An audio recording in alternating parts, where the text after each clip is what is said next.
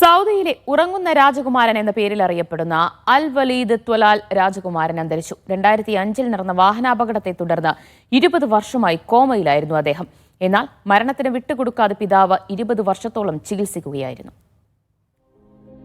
അൽ Waleed bin Khalid bin Talal അഥവാ ഉറങ്ങുന്ന രാജകുമാരനാണ് നിത്യനിദ്രയിൽ ലയിച്ച് ദൈവത്തിലേക്ക് മടങ്ങിയത്. കഴിഞ്ഞ 20 വർഷമായി അബോധാവസ്ഥയിലായിരുന്നു ഇദ്ദേഹം. അത്യാധുനിക യന്ത്രങ്ങളുടെ സഹായത്തോടെയാണ് ഇതുവരെ ജീവൻ നിലനിർത്തിയത്. 36 വയസ്സായിരുന്നു ഇദ്ദേഹത്തിന്.